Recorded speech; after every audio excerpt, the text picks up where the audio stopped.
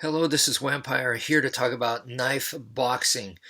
Okay, so I just saw a video today about knife boxing. Now, they didn't call it knife boxing, but it was very much so knife boxing. That's kind of interesting that they didn't call it that, but it's the same thing. Now, this was interesting for me on multiple levels because knife boxing is something that I mentioned to you guys way back in the day. And today it's 2023. I started my YouTube channel on 2006. So I don't think I'm wrong to say this. I was probably one of the first people to mention knife boxing on YouTube. Now, I'm not saying I'm the inventor. Probably, you know, knife boxing was invented maybe in the 1930s or maybe even before that, 1920s, or who knows when, back in the day. But at least on YouTube, I think I was one of the first, if not one of the earliest people to talk about it. And seeing how much that has changed over the years, and then seeing it today, it was interesting for me. So back in the day, when I mentioned knife boxing, I was really talking about knife MMA. And yes, I knew that, I had been studying MMA, and my intention was knife MMA. It's just knife boxing was a really good place to start. And the reason why it's knife MMA is because to me, it's all combat sports. So you go from knife boxing, then you go to knife kickboxing, and then you go to knife grappling, and then the final step is to put it all of that together. So it's knife MMA. So that was my intention even back then, and I just thought that the knife boxing was once again a good place to start. And after I talked about it, I had noticed I don't remember how long later, like if it was years later or what, and I'm not saying that it all came from me, but I started to see videos on YouTube where people were talking about knife boxing and showing knife boxing, and I was like, oh, okay. And what I saw, I remember, was that you know people had the knife, and then the boxing part just wasn't there. Um,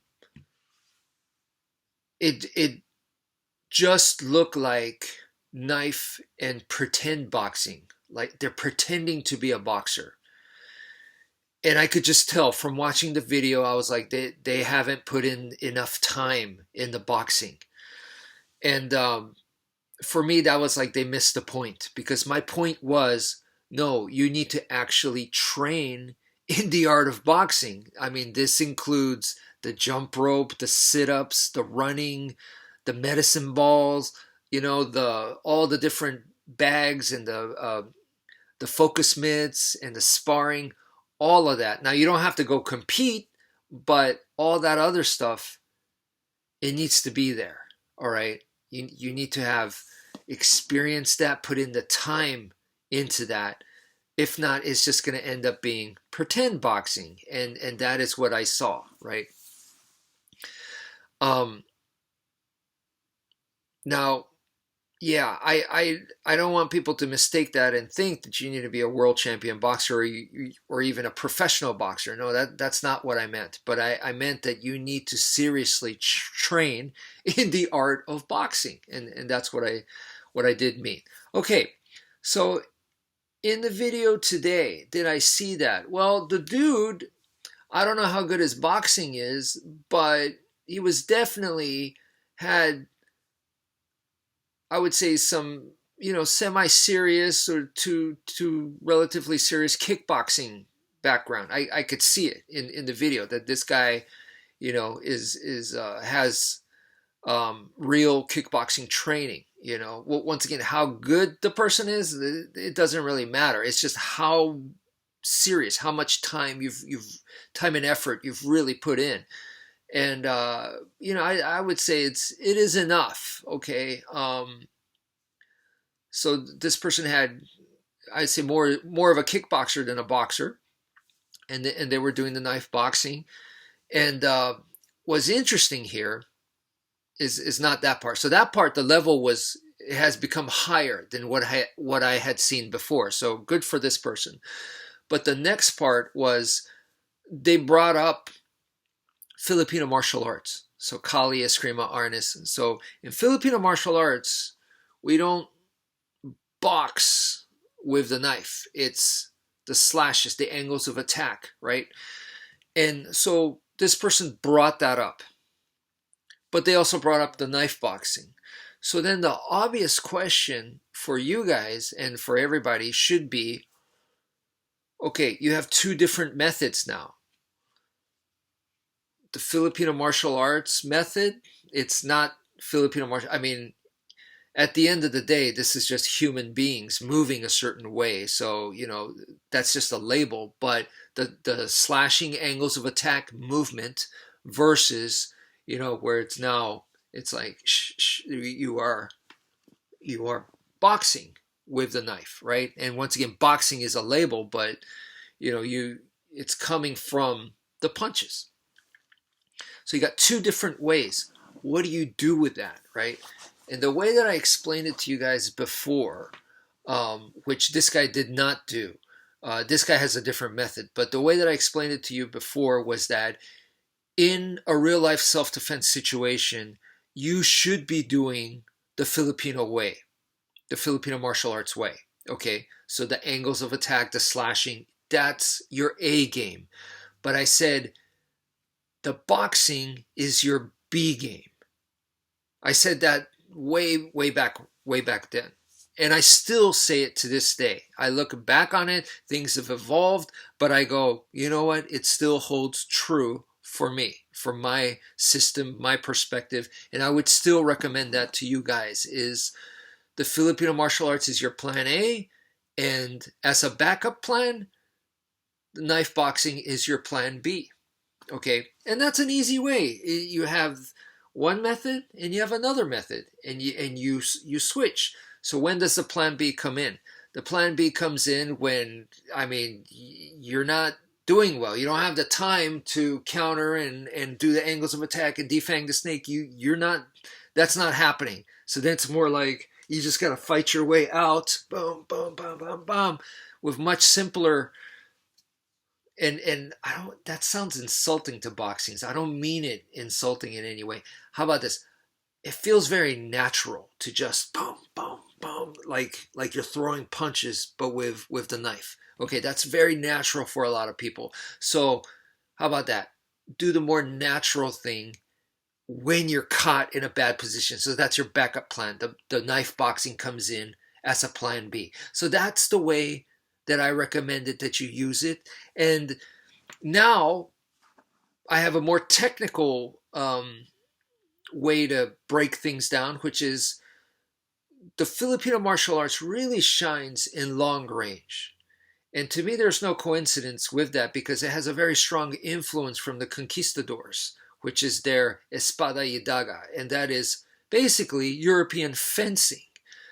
So European fencing, if just watch Olympic fencing, and I know that the traditional battlefield version is quite different from Olympic fencing, right? Where they wear the mesh mask and they have the foil and it's connected to, it has this wire and, all that, right? I know it's pretty different, but the core definitely still holds true, even this modern version to back then. Okay, so if you look at it that way, then the long range fighting makes sense. If you screw up and things are bad, like you're unable to keep the distance and the guy's on you, then you start the boxing. Makes sense because that's medium range. So the boxing really shines in medium range.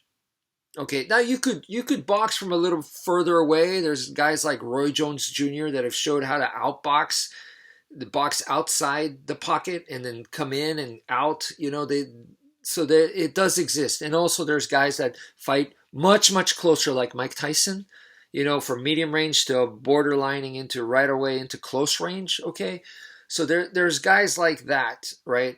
But boxing overall to me shines in medium range, because that's where the sweet spot, just like a baseball bat, right where the thick part of the bat, that's medium range for a boxer.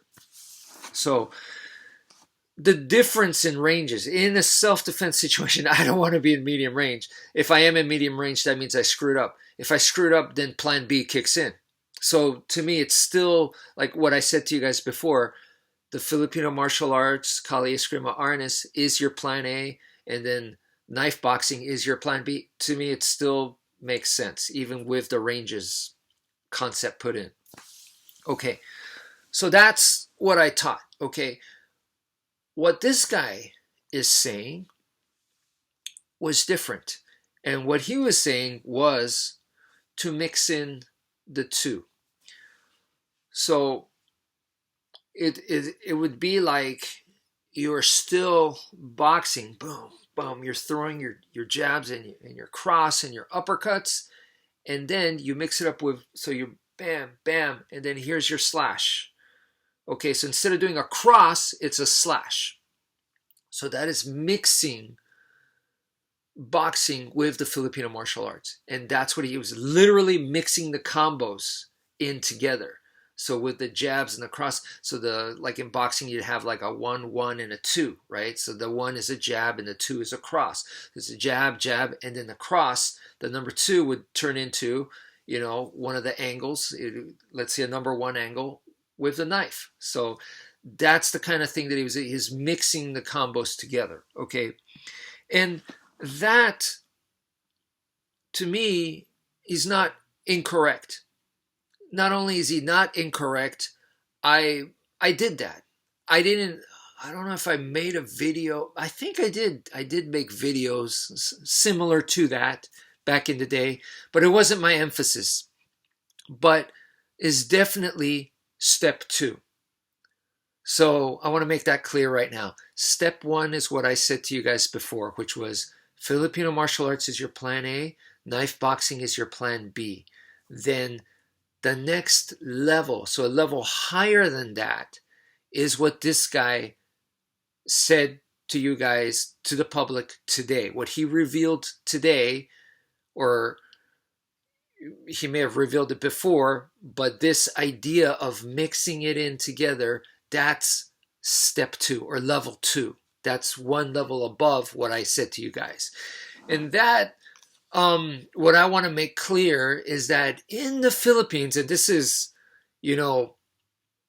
even back then when I started YouTube, when videos started popping up of Filipino masters and grandmasters showing the training over there in the Philippines, we started seeing those videos on YouTube, which was a great source of study for me, because up until then, it was only hearsay. I had friends that went to the Philippines and they came back and they would tell me what they experienced. That was, I'd have to imagine it, and they'd show it to me. But I get to see it on YouTube. So that was amazing, is to actually see.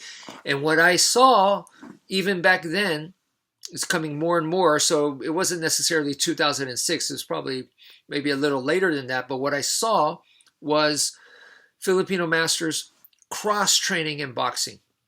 So they actually had their students hold focus mitts and practice boxing. Boom, boom, boom, boom, boom, boom, boom. Okay. Why? Were they telling them, okay, you're going to learn boxing and now you're going to go become a boxer? No, that wasn't the purpose. It was because the boxing and the Filipino martial arts was going to blend. So exactly what this guy did today, what he showed today, which was, or I don't think he uploaded it today, but I saw the video today, which was to mix it together. And now we're getting closer into like panantukan, which is Filipino dirty boxing. And they mix together the boxing with the destructions and other like guntings and other Filipino martial arts techniques. You're mixing, literally mixing it together. Okay, so that is what I saw. And once again, he's not the first person to say it, and it goes completely to me with along the lines of what Filipino martial arts people were doing already for many years now. So that to me is still solid. Okay. So then what I want to talk to you guys about is the level 3. So that was level 2. Now it's one more level with the knife boxing, level 3. So level 3 knife boxing to me is not here. Here is here. Let me get the knife. Here is the jab, and then is a cross. So the jab is with the knife, right? And I could make this into one of the angles of attack, or let's say I do a slash, right? So that's kind of a hook, right? But let's do a slash, and then let me throw a cross, and then an uppercut, or something like that, right? Where you're getting literal Filipino techniques and mixing it with literal boxing techniques, right? But you're still doing the moves as if the moves are separate. Okay, so for me, level 3 is now the moves themselves intertwine. And I've showed this to you guys, but I didn't explain it. So here now, I'm going to actually throw a jab. Okay, so I'm throwing a jab. I'm not throwing a slash. I'm throwing a jab, but I'm going to throw the jab with a slash. So I mix the two. So it's not, I'm going to slash, and then here's boxing. So this is knife, this is boxing, right? And this is knife, and now this is boxing. You see what I'm saying? So what I'm saying is level 3 is now you're going to be, like, for example, here, I could be throwing that's a jab, right? With a slash in there. So within the jab, here is my angle. That's the slash right there. Okay, so that's more exaggerated is this, right? That is the horizontal slash, but I'm throwing it like this. So here, it's much compact, but in my mind, it's the same. So then I could throw a jab, and I could still work angles of attack as I'm throwing the jab. So this is your 1 and 2, 1 and 2, right? So I'm throwing that, but now I'm also throwing a jab. So it's completely mixed in. So to me, that's level 3. And I just wanted to talk about that because I haven't really seen anyone else talk about that. So I hope in this video you guys can kind of see the level 1, which was what I said, plan A and plan B, which is to completely separate Filipino martial arts and boxing, but to have both in your arsenal. So for plan A, it's Filipino martial arts. Plan B is boxing. That's level 1. Level 2 is what that guy showed, and you know, I'm assuming a lot of the Filipino instructors, that's what they're teaching, where they're cross-training with boxing, and the panantukan, which is now you're mixing in moves together. Filipino moves and boxing moves are going to be mixed in together. So it's going to be much harder to tell, because within an exchange, I could be using, here's a Filipino, angles of attack slash, a horizontal slash, and then here's a boxing uppercut, So I'm just mixing, and here's a hammer fist stab right here, and then here's my cross, or here's my hook, So I'm going back and forth, mixing in boxing and Filipino technique together, okay? But then, like I said, level 3 is within one move, both qualities, both elements of Filipino and boxing is in there. So I hope that helps. That's it for now. Thank you for viewing, and take care, folks.